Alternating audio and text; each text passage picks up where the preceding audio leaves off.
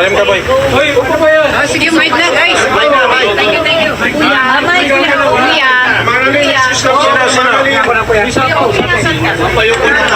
lang po. Ma'am, excuse naman.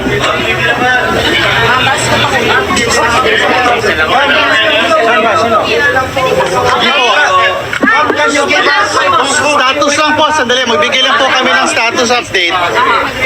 Sa ngayon po, Wait lang po, wait lang po. Okay na lahat? Alin ang sabaw? Luwag po tayo, luwag tayo. Ma'am, sumiyan ko yung sorry. pababa to, pababa pa.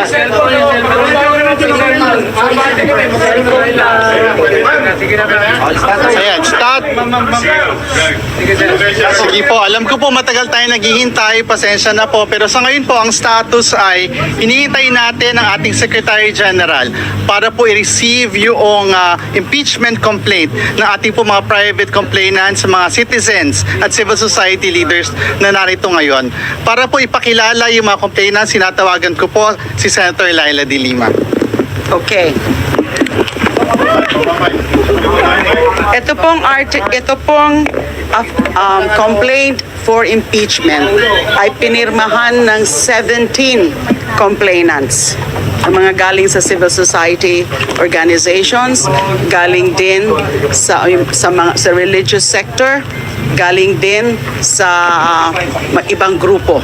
But they are filing, all of these signatories, 17 signatories, are filing this in their personal capacity, even if they are members of various groups or of various party lists, etc. So, ito po, 17 po sila. Ang mga nag-file po ay sila former Secretary King Deles,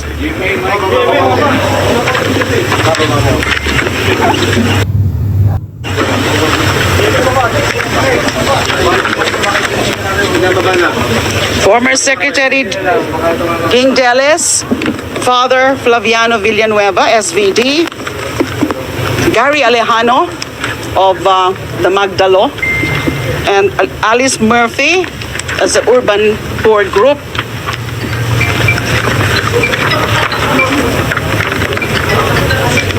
Francis Aquino D, that's Kiko D, Mr. Eugene Louis Gonzalez, Doc Sylvia Estrada Claudio, Lea Lopez Navarro, Rowena Amon, Mr. Randy Francisco de los Santos, that's the uncle of Kian de los Santos, a victim of the EJK, Miss Filomena Cinco, Mr. Chidoro Teddy Lopez, Sister Susan Santos Esmile, SFIC, Mary Grace de Guzman, Sister Mary Grace de Guzman, Father Robert Reyes, Miss Maria Yvonne Cristina Jereza. So those are supposed to be 17 signatories. Ma'am, ground for impeachment. Ang grounds po ng impeachment, bale 5 po. It was actually condensed into 4 grounds as indicated in the articles of impeachment, pero 5 po sila. So out of the 6 grounds for impeachment laid down in the Constitution, 5 po yung grounds. Culpable violation of the Constitution, graft and corruption, bribery, betrayal of public trust, and other high crimes. So ang wala lang na ground for impeachment is treason. So majority of the grounds are present. And there are a total of 24 articles of impeachment as discussed in the 33 page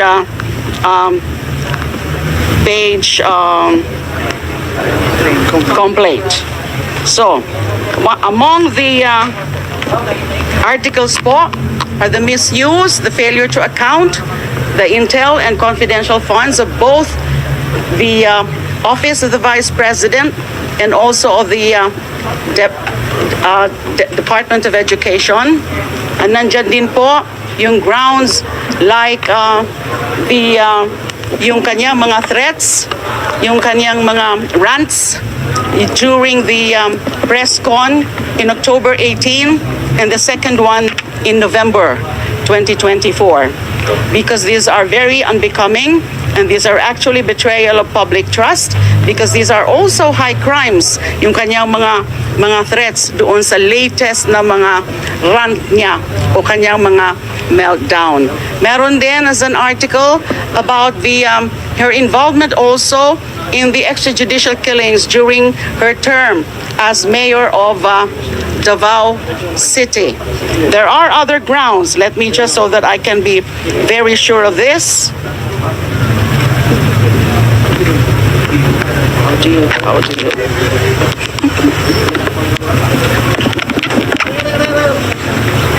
I'll just read from the complaint.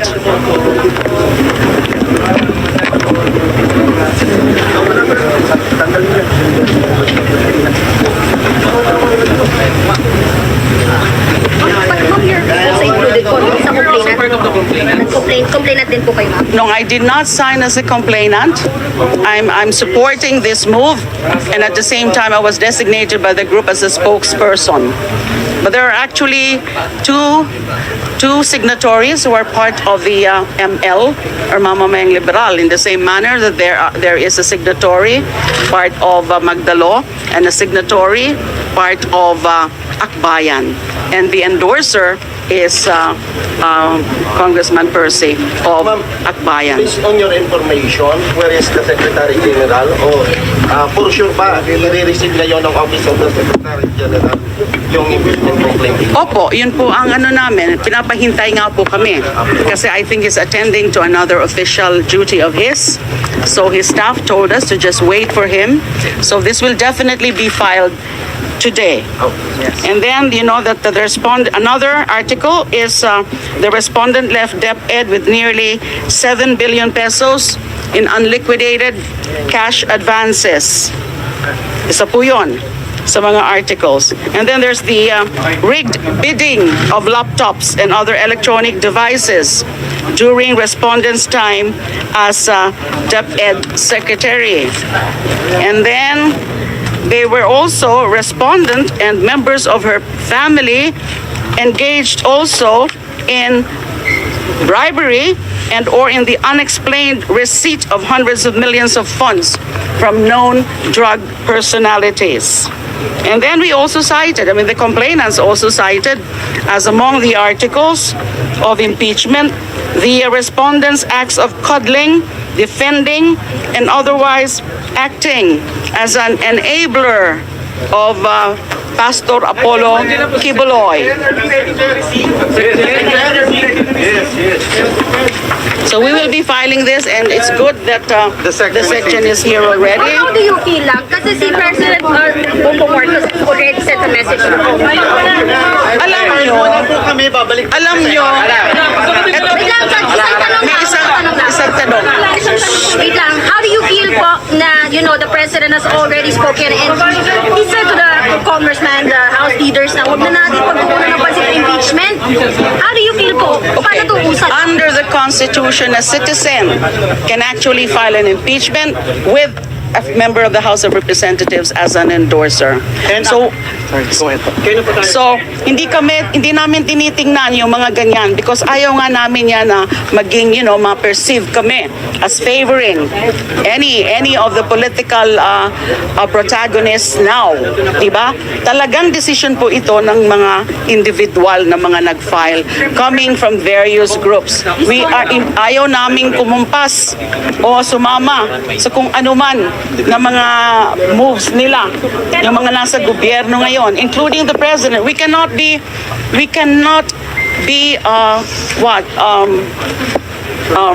affected by the desire to really make the vice president accountable, because that is in fact recognized by the Constitution. Kailangan mangibabaw ang batas, mangibabaw ang saligang batas.